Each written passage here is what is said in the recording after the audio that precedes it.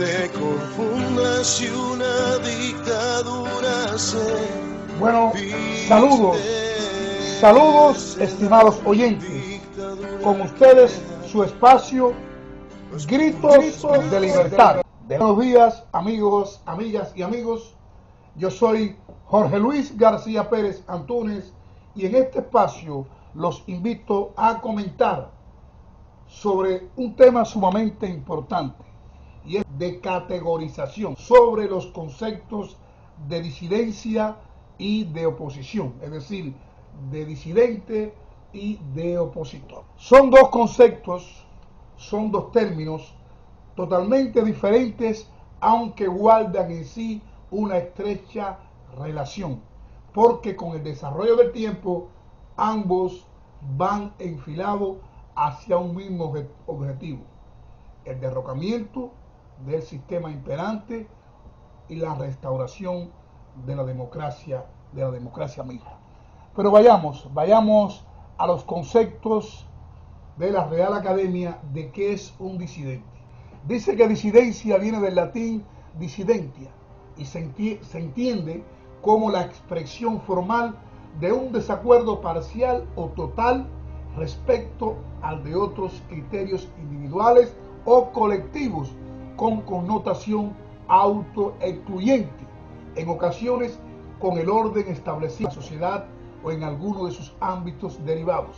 Así, en sociología, la disidencia equivaldría a la autoexclusión de la pertenencia a un grupo, tales como una comunidad, partido o una institución de la cual se es o se fue miembro voluntaria o involuntariamente. No obstante, la parte y el todo, la disidencia también puede ser dirigida hacia un solo pensamiento, actos o actividades concretas e incluso creencias. En Cuba, el término disidente comenzó a heredarse de los procesos de cambios que venían de la Europa del Este y sobre todo de la Unión Soviética. Es decir, los disidentes eran aquellas personas que con las mejores, o sea, eran militantes del Partido Comunista, muchos de ellos eran incluso funcionarios hasta ideológicos del Partido Comunista, pero comenzaron a exigir, a cuestionar el status quo y comenzaron a pedir mejoras y reformas dentro del propio sistema. Es decir, estos disidentes eran en este caso reformistas, unos abogaban por reformar la Constitución, hacerla más democrática, algunos incluso se atrevieron a exigir procesos de elecciones, la permisibilidad de realizar críticas o cuestionamientos al propio gobierno. Es decir, la disidencia no está identificada como ese sector, como ese movimiento que está pendiente a cambiar el gobierno. La disidencia pretende reformas, pretende mejoras. Y esa es la diferencia entre la disidencia. En Cuba, cuando comenzó el movimiento opositor en el año 1976 por allá, un grupo de intelectuales, artistas, escritores, personas de pensamiento, miembros del Partido Comunista, incluso muchos de ellos habían sido profesores de marxismo, profesores universitarios, y comenzaron a cuestionar el carácter dictatorial, el carácter monolítico del propio gobierno, y comenzaron a escindirse, es decir, a separarse de las filas del régimen, del partido. Algunos fueron expulsados, algunos fueron lapidados y fusilados mediáticamente, tildados de contrarrevolucionarios, y algunos de ellos, como fue el caso de la microfracción, pagaron con largos años de cárcel su cuestionamiento. Esa es la disidencia que, devino con el tiempo, ya esas personas usadas de las filas del régimen, convencidas de que era imposible lograr algún tipo de transformación, lograr algún tipo de mejoras o democratizar lo antidemocrático, ya comenzaron a identificarse como opositores y lejos de pedir mejoras o de conformarse con mejoras o de pedir que mejoraran o democratizaran lo antidemocráticamente posible, ya se empezaron a identificar como opositores. Pero vamos, ¿qué dice la Real Academia del concepto de oposición política? Dice que la breve historia de la oposición. La oposición es la expresión de ideas opuestas a las del gobierno, es decir, opuestas al oficialismo de cada momento. La oposición no es una característica exclusiva del Estado moderno, pues aún en la polis ateniense encontramos casos perfectamente documentados de oposición de grupos de personajes contra el gobernante de turno. En general, se considera que la oposición se clasifica por las ideas o doctrinas que inspiran a los opositores. Sin embargo, existe también la distinción de oposición por el método que ésta elige para cambiar al grupo dominante, el establecimiento a la forma de gobierno o la economía, y en este sentido se identifican como distintas la oposición pacífica y la violenta. Desórdenes y disputas, diferentes doctrinas humanistas que han alimentado a la oposición política han sido cruciales para la formación de la cultura política de nuestra... Voy a continuar leyendo ese concepto, pero sí les voy a decir que tanto el que toma las armas, el que realiza actos violentos, el que realiza actos pacíficos dentro de su país o fuera de su país, todas esas personas que quieren cambiar radicalmente el régimen imperante son considerados opositores. Y es por esta razón, es por esta diferencia, porque algunos, en este caso los disidentes, tienen una línea mucho más moderada, son personas que se oponen al embargo económico de los Estados Unidos hacia la dictadura cubana, son personas que se opondrían quizás en un momento determinado al ajusticiamiento de los principales criminales que han ensangrentado el país y que han ocasionado víctimas inocentes. Pero tanto disidencia como oposición, lejos de estar separadas en sus objetivos, lejos de estar separadas en sus fines, están unidas y están luchando por un mismo objetivo. Es por esta y otras tantas razones por las que siempre he cuestionado o me he negado a que me califiquen como disidente.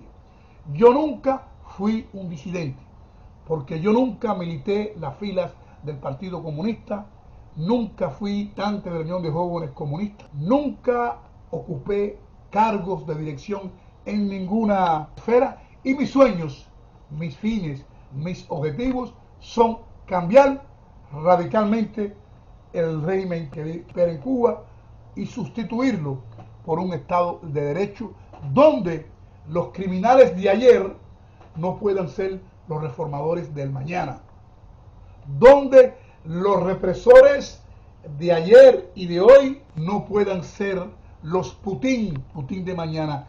Por lo que creo que tanto disidencia como oposición debemos sentarnos e intercambiar puntos de vista de modo que no se pueda repetir en Cuba lo que se repitió en la Unión Soviética, donde aquella flamante disidencia no supo ponerse a la altura de lo que era en las circunstancias y permitió que los cambios fueran de arriba, que los cambios lo efectuara el mismo tema o el mismo gobierno imperante. Esa es la razón por la que hoy un Vladimir Putin encabeza por tiempo indefinido los destinos de ese país.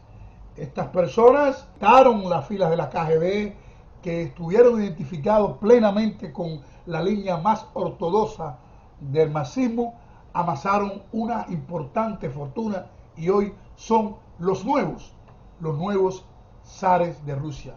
La oposición cubana tiene que tener una base radical en ese sentido.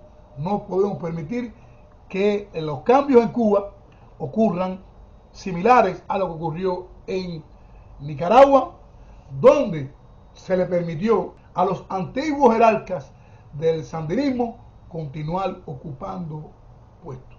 O Cuba es libre o no es.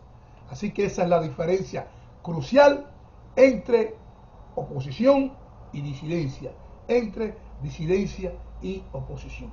La disidencia busca mejoras, reformas, ajustes.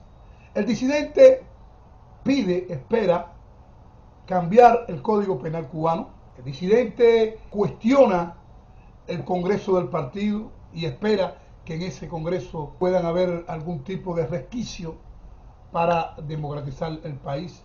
El disidente está permanentemente pendiente los lineamientos a las disposiciones que emanen del sistema para no solo cuestionarla, sino para exigir que se cambie la constitución socialista y permitir que esa constitución dé acceso a las diferentes opiniones. El opositor no. El opositor no cree en esa absurda constitución, porque esa es una constitución marxista. El disidente no cree, ni espera, ni quiere que los cambios sean efectuados de arriba para abajo. Todo lo contrario, el opositor quiere que los cambios tengan base popular. Ni Díaz-Canel, ni su hijito, ni su primita, ni nadie, ni ningún mesías que pueda llegar nos puede convencer a nosotros de sentarnos en una mesa de diálogo, a sentarnos en una mesa de entendimiento con el castrismo. No podemos exonerar de culpa a quienes han ensangrentado la isla, a quienes han asesinado a muchos hermanos y a quienes han sumido a nuestra patria en la más abyecta miseria que ya dura más de 60 años. Esa es la diferencia entre disidencia y oposición. Si eres disidente, si te conformas con cambios, tienes mi respeto y tienes mi comprensión.